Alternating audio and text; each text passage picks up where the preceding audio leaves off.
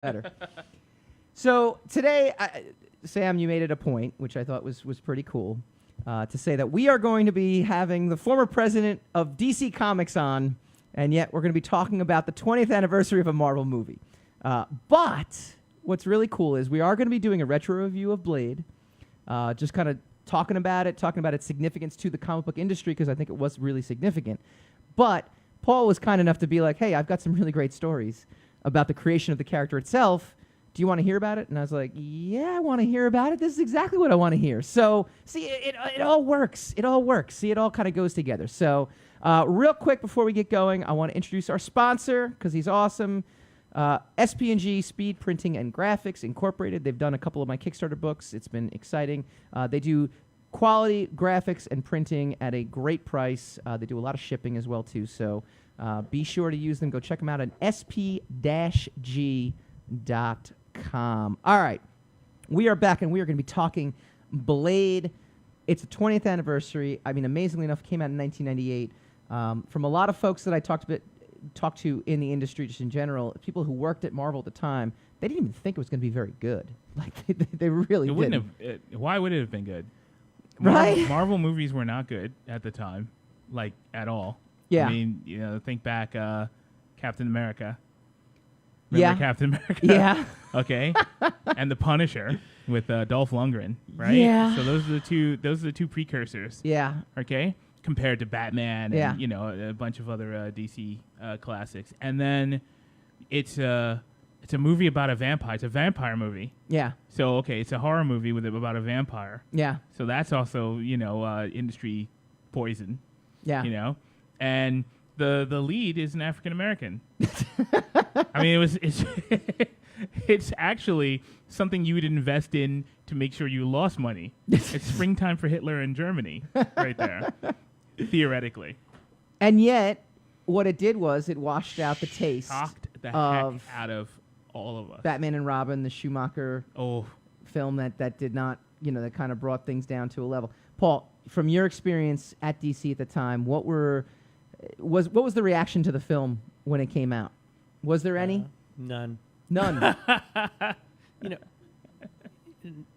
I think Hassan's point about the expectations for Blade are right. I'd add to it that Marvel had licensed the property for what you could gently call a microscopic fee. Mm-hmm. So they didn't have very much money at stake to get on it. Yeah. New Line was not a major studio at the time, didn't do high-level marketing. Mm-hmm. This was a very niche thing. Yeah. The DC reaction was sort of, that's nice, except it's sad that that Marv is all pissed about it and busy suing Marvel over their ability to do it. But it was really not a major event in the grand scheme of life. Talk to us about the formation of the character, because I know that was one of the things that you actually were kind of witness to, in a way. Well, I was lucky enough. Marv is a dear old friend. Mm-hmm. And in the years when he was doing Tomb of Dracula, we were playing poker every Friday night, basically. And that's the show that comes on at 9 o'clock on Talk Radio. No. I can hang in, do another round for that. Depending on the week, Marv might have a portfolio of Gene Colan's original pages with him to take home to dialogue, or we might be at Marv's house in Queens, and he might pull them down off the shelf. Gene so awesome. was really an extraordinary penciler, but also his pencils are so different than the final inked version, more so than a great many artists of his generation. He tended to use... Gene Colan was amazing.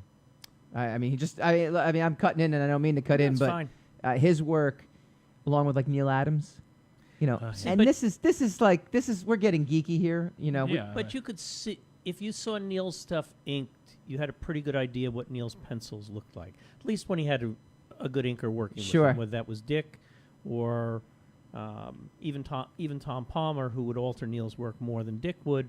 But you still saw an awful lot of Neil's stuff come through. Gene, because he worked with the side of the pencil a lot, was doing a lot of tricks that really weren't reproducible in comics at the time. Mm-hmm. And those pages were so gorgeous. They were so inspiring. Yeah. Marv had really kind of just come into his own as a writer. He'd been doing it for, probably at that point, 7 or 8 years, maybe 10 years. And at the time he's writing Dracula, not the time Blade comes out. He's really got a voice at this point, and he's really founded on this book. Sure. As a comic collector, comic fan, I would bind my comics, like you would bind law books in a library. Yeah. And I would usually have my writer and artist friends, when they would come to the house, sign what I thought was their best or my most favorite work of theirs. Okay. And for Marv, it wasn't Teen Titans; it was Tomb of Dracula, because I really thought that was a perfect moment for him. So it's a backseat, probably third mezzanine to watching Blade come to life. But you'd sit there and you'd see the rough of it. Marv would get all enthusiastic about this latest character he was introducing, or this latest element to the ensemble that he was building in Dracula. And it was really a wonderful moment. Yeah. It's funny too, because anytime, for anybody who's joining us who doesn't know, Paul's been in the industry for 30 years. At one time was president of DC Comics. You've done so many great things, which is awesome, especially for guys like us, because I don't know. We grew up on all this stuff. We've done nothing. Well, no. Well, okay. Oh, I'm sorry. This is something. I mean, it's okay. No, I take it back. It's less than nothing. But It's middling. it's middling. It's Darn it. middling. Yes, middling. But to hear these stories, I remember too. We always lament. So we were obviously ex-Wizard guys. So I always lament the fact that we miss Knuckles. We miss being able to congregate. Chicago. Yeah. With all these industry professionals. Yeah. I mean, when did you start? You were at Valiant first. Yeah, I started at Valiant. And when did you move over to Wizard? I don't know. Valiant was something like 92, 93. I was Wow, at Valiant. you're old, dude. Yes. Thank you. And I jumped over to Wizard maybe in 99. So I was at Valiant for like 5 years. Okay. And then 2 years in the middle. That's fuzzy math, by the way. It's fair enough. I'm just letting you know. I was at Valiant for like 5 years. Okay. And then there were 2 years in the middle, and then I joined Wizard in 99. That math is direct. Okay. That's solid math. That right makes sense now. Yeah, well, you didn't give me a chance to finish. All right. Because I joined Wizard in 2002. I was an intern in 2001, though. Yeah, and I remember the jerk. experience. He was still alive in 2002? Yeah. Are it's you the funny. one who killed it? So no, I didn't kill it. But I'll tell you what. He killed it. I'll tell you what, though. He totally killed it. There was a period of time when we would walk into work and you just didn't know if you were getting fired. And not because you did a bad job. You just didn't know. You felt the walls kind of crumbling. Yeah. So before we released The Sire, which was my first indie book. I made it all the way up to 09. All the way Yeah, up to but 09. that's just anxiety, like written all over it. Like there's Well, no, I nothing. didn't There's say- nothing good about walking into a job. It wasn't an amusement park. No. It wasn't a trip to the amusement park. No. But I did make it to 2009, and No. and then it was over. And Yeah. then it was pretty much over when it was over for me. Yeah, no. The funny thing is too. You're the one who killed it. Yeah, See, I got out. I'm just looking to see who's got the fingerprints on the gun here. It's Yeah. very arguably logical to say that I killed it. I would think did so. murder Thank it. you. It's always better to have a confession in these things. I would think so. I would think it was just you. be upfront with it. Yeah, I'm not gonna make it home. The comic book police are gonna get me. on the way the home. comic police, they went under with Wizard too. So what do you care? All right, we're right, circling okay. back. We're circling Yeah, back to let's get Blade a back little to bit. The fact, Hassan, if you were to review this movie right now, 20 years after the fact, does it still hold up? Yep. It does, right? Yeah. Actually, it started so many things that are kind of standard industry action movie. It started bullet time. Okay, so we didn't have. I mean, it did bullet time before the Matrix did bullet Sure. time. It kind of made vampires like it was a couple of years removed from like the Twilight vampire hysteria. Oh, yeah. But it did do vampires at a time when vampires were not popular, and it kind of it kind of kickstarted like the idea that vampires could be revisited. It took a little more time, and then it went into a terrible Twilight direction. But but it did do vampires when no one was really doing vampires. The movie, not the comic book. Sure. And there was a slickness to it. There was a style to it. So I mean, there's the overall story is one guy, he's got a grudge, he's going to kill everybody who he's angry at. That's pretty much the format. Sure. His grudge is legitimate. Mm-hmm. When you hatch open his backstory, the people he's mad at them for a legitimate reason. Mm-hmm. And the people he kills are genuine baddies. Yeah. So all of that stuff is standard fare. But there was a style to the way it was told, and the way it was kind of, especially that the maybe the opening 10, 15 minutes, the way it all kind of unraveled, so that you realize exactly who the players were and what. And then there's the visuals. I mean, look, I'm not the first one to say this, but the introduction of Blade, who is, if you're into color theory or whatever, the introduction of all the vampires are covered in blood. You're hitting all the points. Paul's just smiling at all the points because you're hitting all the stuff that like all the vampires are like covered us. in blood. They're in this warm color, and Blade is introduced. Our audience is like, I like vampires. And Blade There's is introduced, and he's in this in this cold blue, so it signifies. Sure. It personifies him as other from all these other characters, and then you roll out this action sequence. So comic book wise, it had the visuals. Yeah. Cinematically, it had a slickness and a style to it that we weren't used to at the time. Yeah. And premise wise, it was a format that we all were very familiar with that we could follow. Yeah. So before we even get into the rest of the story, right then and there in the very beginning, it hooked a lot of people almost immediately. So just for historian's sakes, it was created by Marv Wolfman and Gene Colan, which we were talking about. First appeared in Tomb of Dracula. It was a supporting character in a book featuring a number of vampire hunters. Blade's early appearances, drastically different than the one Wesley Snipes ended up doing. Surprise. That being said, now the question that I throw out there for everyone, and I threw it out there on social media this week, though, is what happened? We've got a Marvel universe full of distinct characters. What happened to Blade when we come back?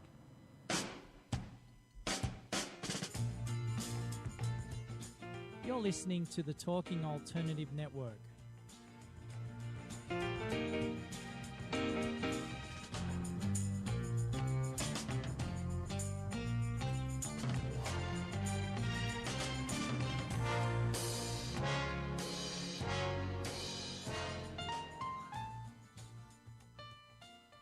You're listening to the Talking Alternative Network.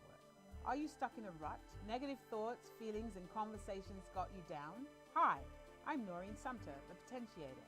Tune in every Tuesday at 9 to 10 p.m. Eastern Time and listen for new ideas on my show, Beyond Potential, Live Life Your Way, on talkradio.nyc. Who do you want to connect with? Are you an entrepreneur or intrapreneur looking to build your following? Welcome to our show. Follow Me Friday with Joan and Priya. Tune in every Friday at noon Eastern on talkradio.nyc. We're your digital connectors. Woo woo!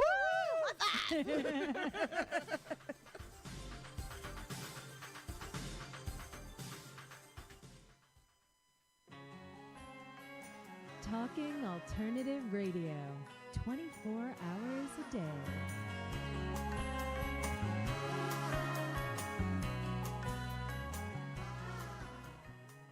We're going to keep it superficial. Just the brass tacks. We are of the very situation. superficial people in general, so Wow. we're going to stick to, well, I'm a very superficial person. Yeah, I'm all right. I'm a book by the cover kind of person. I'm a great guy. I'm not superficial at all. Secrets of the Sire.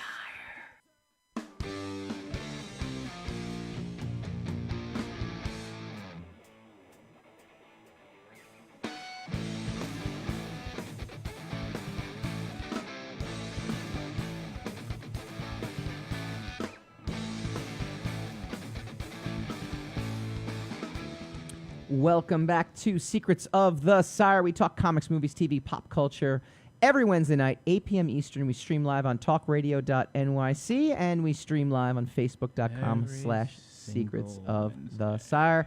Again, I want to give a shout out to our sponsor, SP&G Speed Printing and Graphics Incorporated, www.sp-g.com. And remind folks that the Mainstream number 4 is in stores right now. Mainstream number 5, it's about an interdimensional police force, police's alternate realities, keeps bad guys from other worlds from getting into ours. Issue 5, the finale hits stores You're next describing week. your own book on my time, buddy. Yeah, I know. Well, you're paying me money to be here, so no, you're not. We're all just losing money. We lose money every week. It's good. We are talking Blade, doing a little retro review. I was talking Blade. Some of the things that I threw out there on social media this week too, which has been very cool, is describe your favorite scene from the movie. Is there a scene? Is there a moment? Is there a character that's kind of stuck with you all these years? Mine is it started in the beginning and then it ended. The blood rave. Everyone talks about the blood rave at the beginning. Like everyone. That's and you know what? If you're going to have an inciting incident, to talk with Paul about dissecting writing, which where do you teach now? You teach Manhattanville, I know that, but you're at a bunch of prestigious universities. Wherever I get away with it. Yeah, basically. So this term I'll be at Pace undergrad teaching writing the graphic novel. That's my wife's alma mater. Manhattanville for writing for the media. I'm there pretty much every term. Pace is grad school. They do a master's in publishing program. Oh, wow. Fall term, I do the business of graphic novels. Spring term, I do transmedia and the future of publishing usually. And in the spring, I'll be back at Columbia for the American Graphic Novel out of their American Studies department. Okay. And wherever I get away with it. Have you seen the elevation of the graphic novel in the school systems? I mean, because we had shared a story backstage, too, about just, people trying to really elevate the platform. It seems to be something that's now what used to be kind of like kid stuff has now become a legit, not just art form, but something that they might want other people to teach and to learn as they go. Well, some of it's a chicken and the egg thing.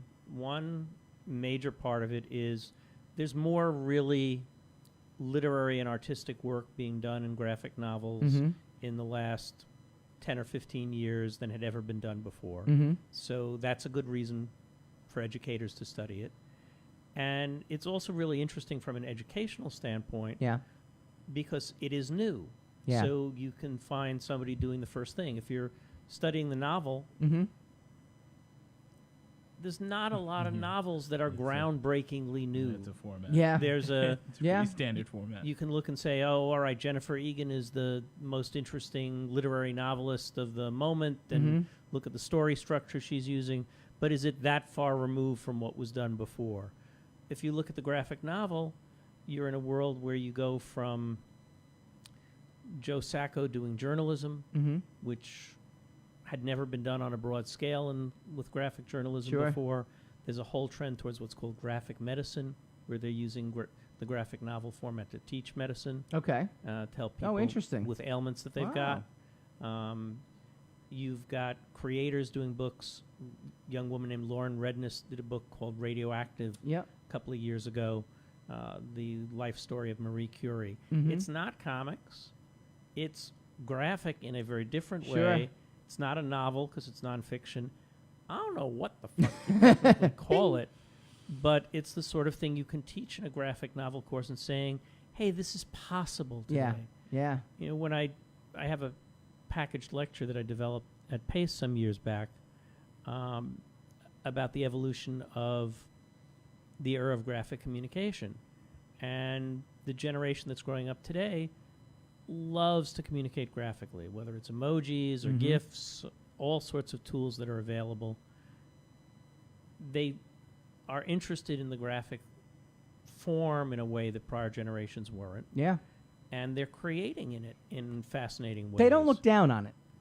No. You know? I think that was the general tone for a long time, too, with graphic novels, with comics. It was kids' stuff. It was cartoons. It's not serious. It's not legit. Well, and a lot of it was worth looking down on. Not the stuff with big boobs. I love that. That's a whole separate issue. I can have my daughter show up and you take all a 2 by by 40. yourself. You stand alone on that, my friend. But sarcasm. Come on. It's you a, got to be good at it, though. That's true. it's a really cool moment in the field, and you also then have a generation of educators Mm-hmm. who are now basically the kids who were introduced to comics with Watchmen and Sure. Sandman Sure. and the exciting material that was produced in the 80s and the 90s.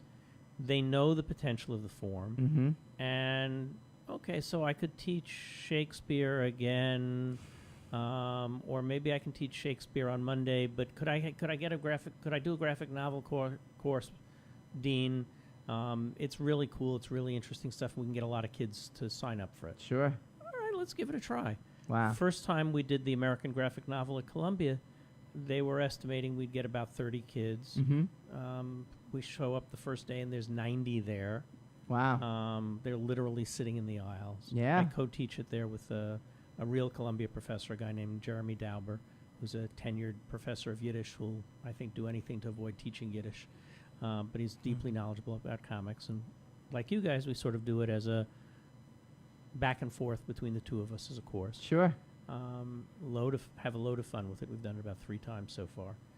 And you have these people who are pushing for it within the systems, and the material is changing, and cumulatively that all changes the public perception. Sure. No, it really is, and it's just amazing too. We'll talk about Watchmen a little bit later. We got a little bit of Watchmen news going on. It's amazing how it's just been elevated in general, though. I mean, it's amazing to me, kind of.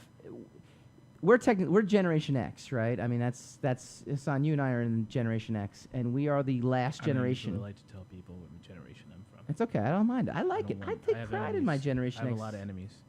Oh, do you really? Mm-hmm. Why Butlers. don't they Butlers. watch the show? We covered that. They should be watching the show right now. We should get double the live hits Who says with they're your not? enemies. They're Because I using- see they're not enough. They're using VPNs. Maybe you don't have enough. can't Maybe you don't detect have them. enough live enemies. That's the problem. But no, we are the generation that can remember using like the rotary phone, and we're not like adverse to technology. And in a sense, I feel like we are the comic book fans that can remember it being kind of looked down upon, to being the nerd thing, to also now having it be like something that's embraced, and that's something that is actually a great parallel to the movie we're talking about, which is Blade, which came out at a time when comic book movies were like, it was like you're a leper if you're doing comic book movies at this time. Blade was the first Unless movie. you're a Batman movie. No. The Batman is what did it. Well, the '97 Yeah. Batman movie. But that was just then. which That Paul was, had nothing to do with, even though he was at DC at the time. That was that was that last Batman movie. You could argue. But it's a fair point. I mean, you hadn't had a stream of successful comic book movies. Yeah. We had the home runs of the first 2 Chris Reeves. We had great success with the first 2 the Tim Burton directed Sure. Batman films. Even the third Batman film was a success. Okay. The third It was different, but Val it was Kilmer. Joel's Batman first one did Forever. some decent business. Right. It was not something the other movie studios were sitting there and saying, right. We gotta get one of those. Can we please do that? Yeah. There wasn't a general belief that comics as source material was something you should be looking for. Right. You do a deal here and there. The time period you're talking about is probably when I did the Watchmen film deal originally with Fox. They were the first studio that was supposed to produce it. We did probably another half dozen option deals in those years for various properties. A lot of development on some Superman projects, some Batman projects. But Marvel did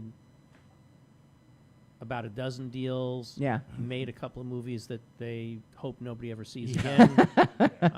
They're cult hits now. They're not good movies. No, they're not good. They were not good movies. I mean, we had our share too. Not as many as Marvel. No, I know. It used to be ritual to make the new hires watch Super Pup, the TV pilot we did in about 1960 with the actors midget size in dog costumes like Wow. Bark Bent. Uh-oh. So we're not pure. Is all I'm saying here. But at the moment you're talking about with Blade, there was no track record of success for this. You're a couple of years away from Spider-Man and Sure. X-Men, which is really the turning point where people start saying, oh, okay, there's a market for this Mm-hmm. with a property that hasn't already been a TV show, that hasn't already Yeah. been a major part of popular culture. You know, Superman and Batman, although they were comic book movies, You're right, actually. You know, I never They were thought actually of TV that. shows. Yeah, were movies I that never had thought had of that. TV shows before that had been important. They were staples. Yeah. And Even Wonder Woman. You know. Yeah. And Didn't then that, we you had the know- Hulk.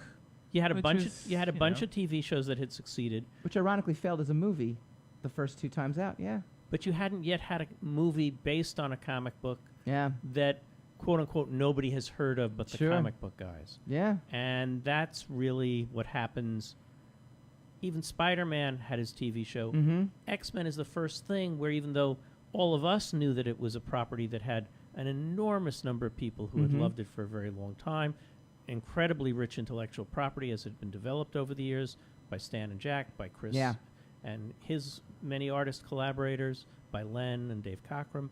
Rich heritage. We all knew it. The studios didn't know it. They didn't believe in it. Yeah. And you make that, and it was sort of, oh. And that's where the ball started rolling. and then there's a little momentum, and then it's the first Iron Man movie that really pushes it over the top. Sure. Because who the hell is Iron Man? He's never been on TV. He was in a couple of cartoons. Yeah. Downey was not a star at that point No. in his No. career. No. I mean, it was by all accounts, Iron Man was one of the biggest risks Absolutely. that could have been done. Period. But again, obviously, we know how that story turned out, and 10 years later, it's now it's the blueprint for cinematic universes. I mean.